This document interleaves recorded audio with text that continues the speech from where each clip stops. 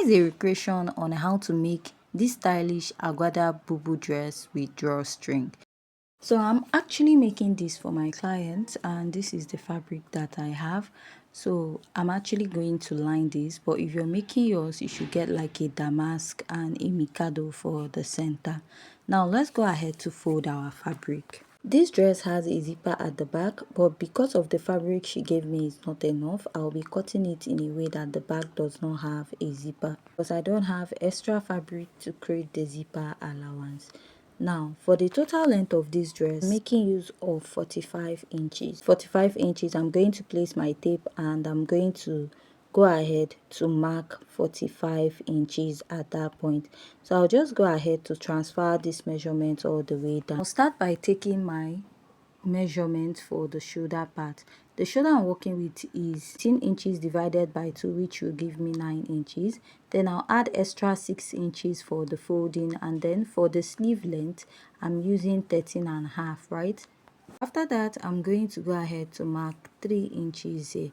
After marking 3 inches, I'm going to come down 1 inch here and I will connect. After I'm done connecting, I'm going to connect this all the way down to around 7 inches, which I'll be using for the front neckline.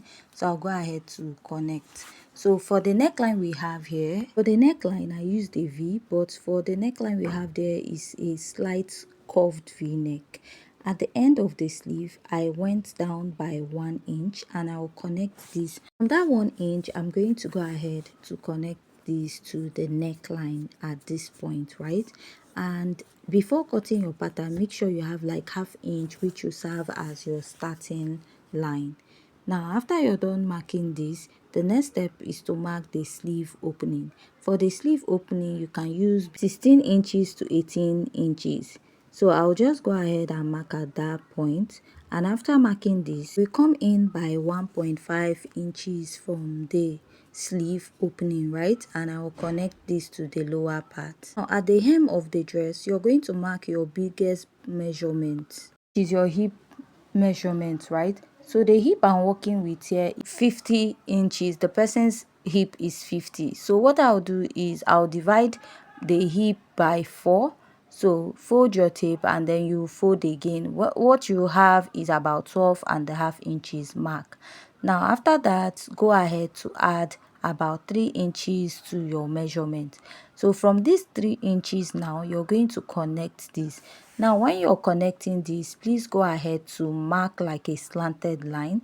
Do not mark a curved line. If you mark a curved line, your bubu will have like a curved effect here. Although it might not really make much difference, but it's best to just slant it from the sleeve to the lower part of this dress. The next step is just to go ahead to cut out this bubu. I'll go ahead to cut it out, and then after cutting it, I'll now separate the front from the back. So while cutting this part, try to curve it out. Do not let it be in a triangle form. Then I'll open up the sleeve. Now after cutting that, I'll cut the back neckline and then cut out the front. Then add ½ inch at the upper part of the shoulder. So sorry, I had to like make this part fast because it took time to cut out. I'll go ahead to separate the front from the back.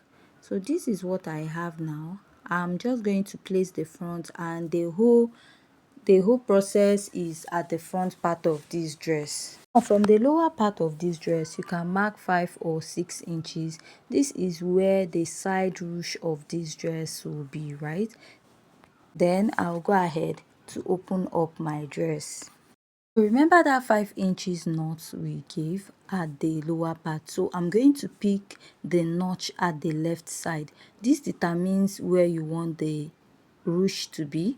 If you want it to be at the right side, you use the notch at the right side. If you want it to be at the left side, use the notch at the left side. So I want my ruche to be at the left side. What I'll do is to place the tape at the shoulder of the dress, and I'll mark the shoulder to waistline.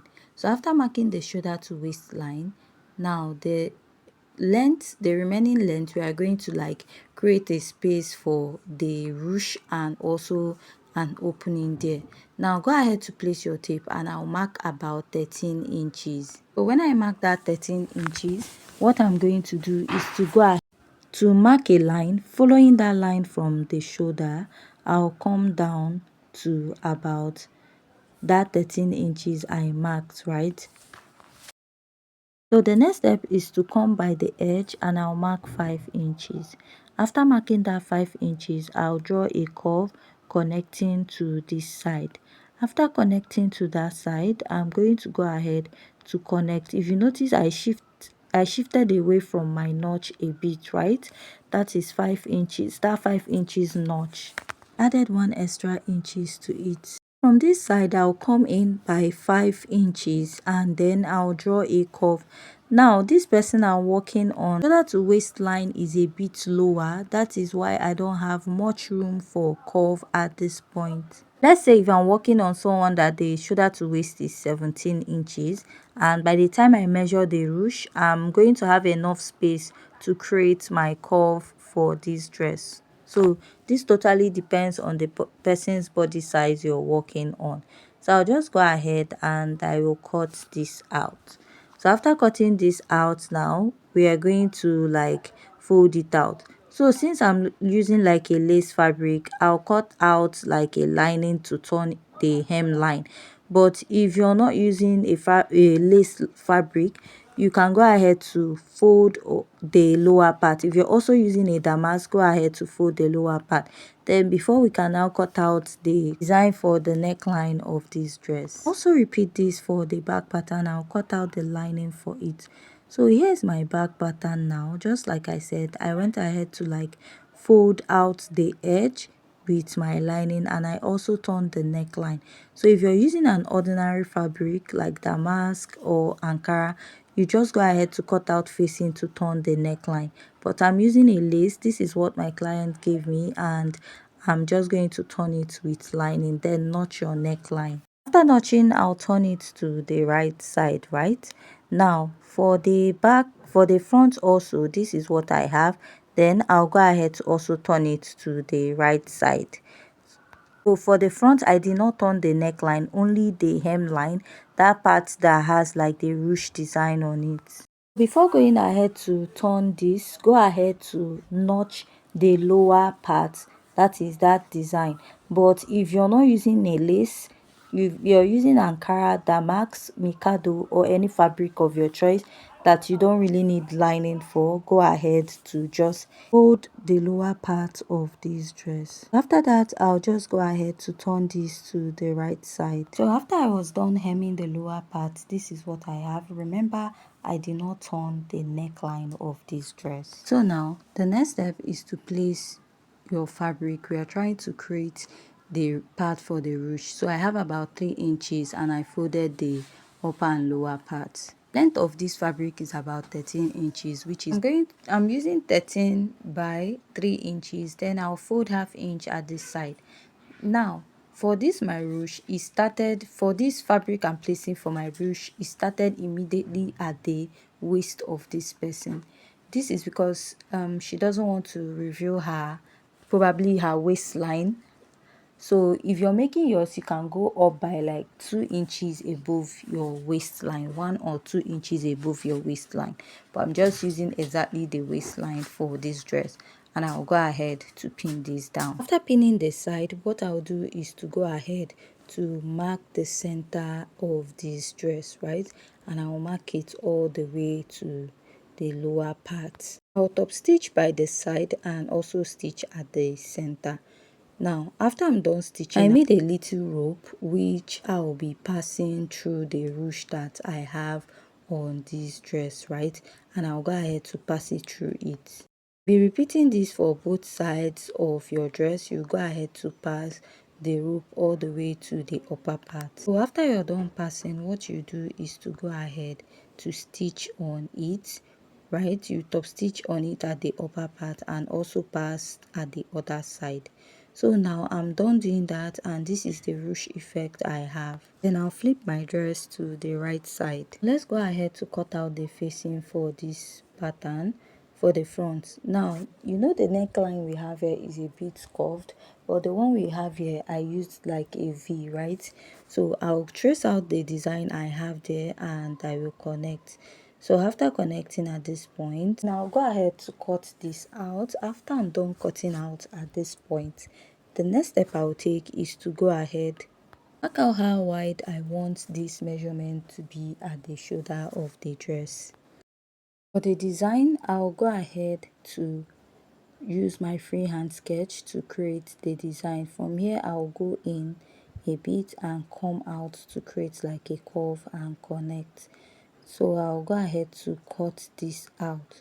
So go ahead to use whatever measurement that is okay for you, and I'll trace this out. But for here I used about 5 inches.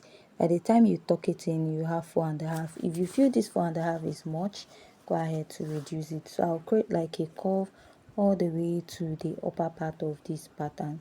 So this is what I have here now, and what I'll do is I'll open this at the neckline of the dress and I'm going to place it. Not place it at the right side. I made that mistake and then I had to like redo it again. So when you're placing, go ahead to place the right side of your facing on the wrong side of the fabric and go ahead to pin. Then stitch up the neckline of the dress.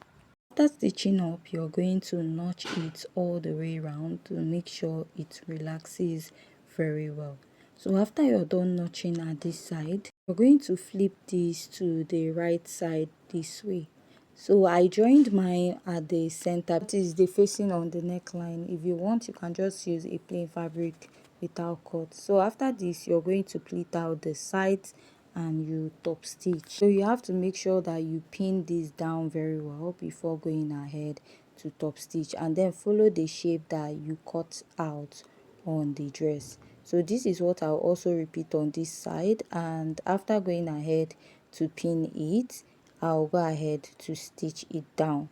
So after I'm done top stitching, this is what I have after I was done top stitching. Now the next step I will take is to go ahead, place the shoulder of the front and the shoulder of the back together, and I will stitch it up with 1 inch, with half inch. I'll join it with half inch at both sides of the dress. So after I'm done stitching, this is what I have. Now this is when we are going to create the pleats and the agbada on this dress. Place your tape at this -3 plus half inch for your sewing allowance. So you place -3.5 and mark your shoulder measurement. Now to measure the 6 inches you're going to use for the pleat we marked out, you're going to place your tape 1 inch after this line, right, and measure that 6 inches, then divide that measurement you have. You're going to trace it all the way to the lower part. Now you might be wondering why we place this 1 inch, that 6 inches 1 inch after the shoulder. This is so that the pleat will be on the shoulder, it will lap on the shoulder of the dress and not after the shoulder. If the pleat falls after the shoulder, it will not look nice, it will not give you that effect you have at the shoulder of the dress, right? So after folding this, what you will have is about 2 inches on fold, but what you'll be sewing out is 3 inches. The main reason why you're also sewing 3 inches is so that you're going to pick it half inch above your shoulder measurement, just like I said, so that it will relax. Now I'm going to pin this down to make it easier for me to identify, and I will pin this down, right? So after pinning this down, now I'll go ahead to repeat the same process all the way down. So I'll maintain the line I have here all the way towards the lower part of this dress, and I'll mark this down. So the length of where you're going to stop is your shoulder to waist line, right? You're going to stop at your shoulder to waist line of the dress, and I will mark.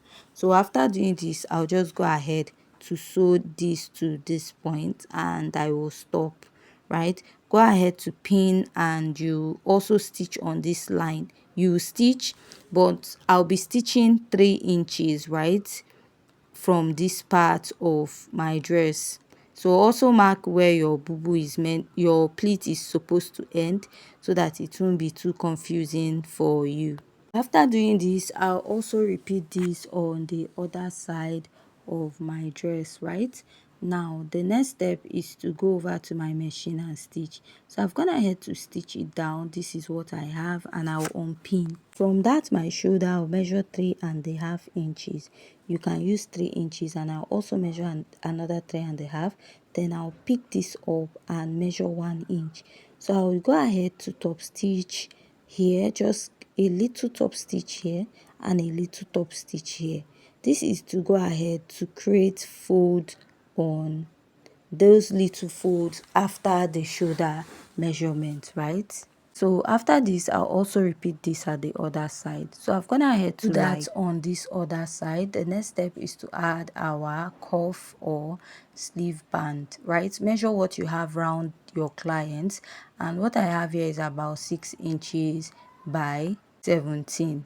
That is round the elbow of the person is 16, and I added extra 1 inch. Now gather this and join it to the sleeve. Then after doing that, this is what the inside of my dress looks like. I went ahead to join it to the lower part. Now what I'll do is to go ahead to stitch this with 1 inch all the way down from the sleeve to the lower part. But why shaping, if you feel it's too big, you can go ahead to use your hip measurement plus extra 3 inches. So after sewing, this is what I have, and you can see the drawstring area of this dress. You can go ahead to leave it and then extend it out. So this is what the dress looks like after I was done sewing. If you haven't yet subscribed, please go ahead to hit on the subscribe button.